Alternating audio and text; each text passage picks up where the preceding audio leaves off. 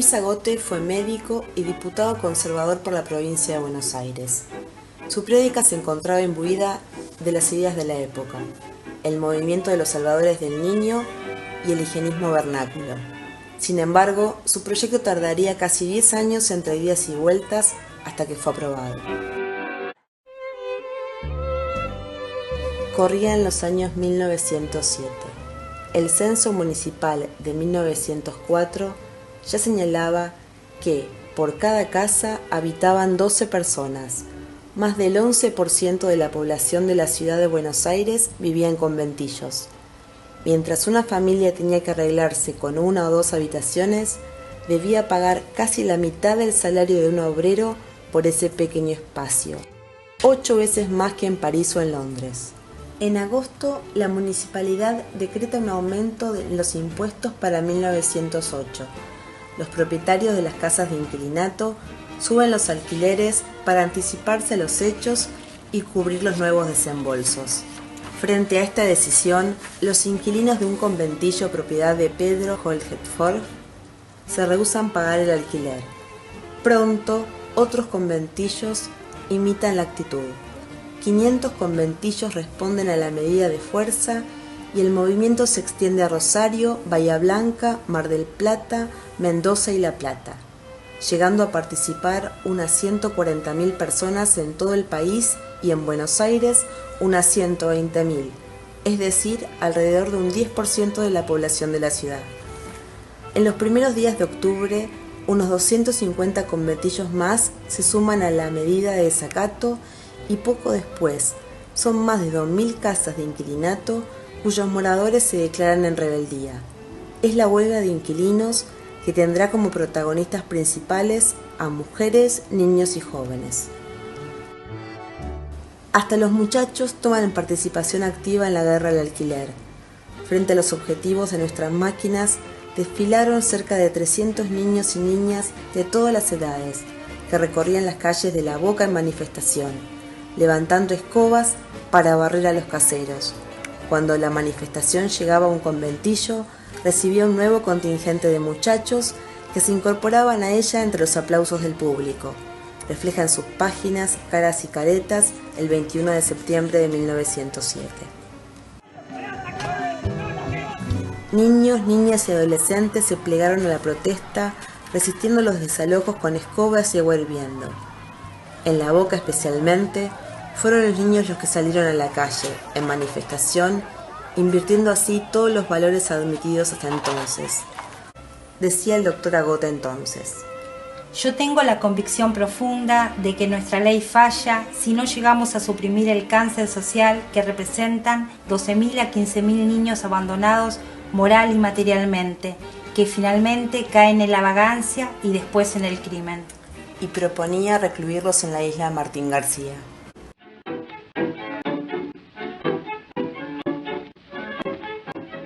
En 1919, durante el gobierno de Hipólito Yrigoyen, 800 trabajadores de los talleres metalúrgicos Bacena de Buenos Aires encendieron la chispa de una de las más importantes insurrecciones obreras de la historia argentina.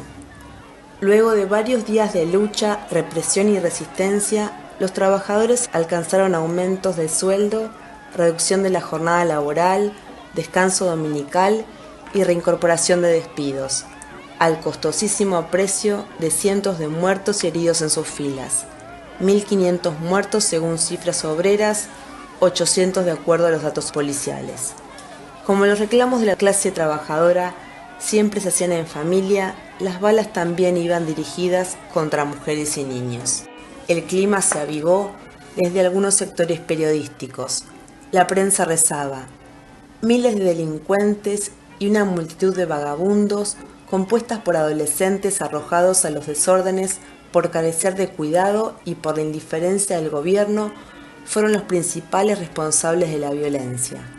Y en el Senado, Pedro Echagüe afirmaba: y lo más grave respecto a las huelgas es la parte que desempeñaron en ella jóvenes y muchachos entre 10 y 20 años. Ellos han estado en primera fila, arrojando las primeras piedras y encendiendo los primeros fósforos. El doctor Agote recogió el guante desempolvó su proyecto de 10 años atrás con nuevos argumentos. En los días aquellos de la Semana Trágica, los que encabezaban todos los movimientos, los que destruían eran turbas de pilluelos que rompían vidriera, destruían coches, automóviles y que, en fin, eran los primeros que se presentaban en donde hubiera desorden, los que iban a la cabeza en donde había un ataque a la propiedad privada o donde se producía un asalto a mano armada. Eran los chicuelos que viven en los portales, en los terrenos baldíos, en los sitios oscuros de la capital federal. La Ley 10.903 de Patronato de Menores se originó en el proyecto Agote, que fue, en la Cámara de Diputados, discutida y aprobada en la sesión del 28 de agosto de 1919. Un día antes había pasado lo mismo en la Cámara de Senadores. Se sancionó el 29 de septiembre de 1919 y fue promulgada el 21 de octubre del mismo año. La iniciativa tuvo un prolongado trámite interno de comisión, siendo reiterada por sus representantes. La ley derogó algunos artículos del Código de Vélez Sarsfield y modificó otros. A partir del artículo 14, estatuyó el régimen jurídico aplicable a los menores delincuentes o víctimas de delitos. Melo resaltó la labor de la comisión, que había distinguido los menores abandonados material y moralmente, enumerando en su artículo 21 de manera no taxativa las causales de los menores delincuentes. Reza el artículo: se entenderá por abandono material o moral o peligro moral la incitación por los padres, tutores o guardadores a la ejecución por el menor de actos perjudiciales a su salud física o moral, la mendicidad o la vagancia por parte del menor, su frecuentación a sitios inmorales o de juego, o con ladrones o gente viciosa o de mal vivir, o que no habiendo cumplido 18 años de edad, vendan periódicos, publicaciones u objetos de cualquier naturaleza que fueren en la calle o lugares públicos cuando en estos sitios ejerzan oficios lejos de la vigilancia de sus padres o guardadores, o cuando sean ocupados en oficios o empleos perjudiciales a la moral o a la salud. Las etapas de esta carrera de vagancia y el crimen son las siguientes.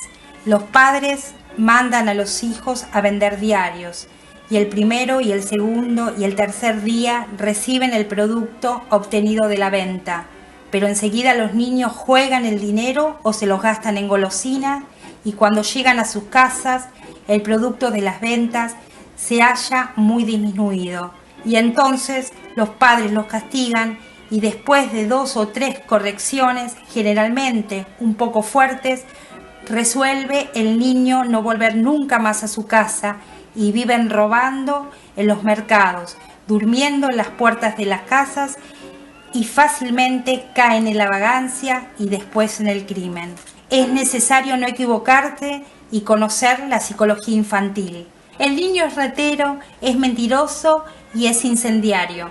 Comete sin número de faltas aunque haya nacido en el hogar más respetable y más moral. Tengo en mi banca varias sentencias de jueces condenando por reincidente a chicos de 10, 11, 12 años de edad. Si se buscan los antecedentes de estos pequeños criminales, se encuentra que son lustrabotas, vendedores de diarios, mensajeros y después está probado que el 50% de los individuos que están en las prisiones y que residen desde la niñez en nuestro país han sido vendedores de diarios. Agote así había anudado con sus palabras la pobreza al delito. Había trazado el camino para unar los chicos perdidos, pobres con los pequeños criminales en un solo concepto, los menores.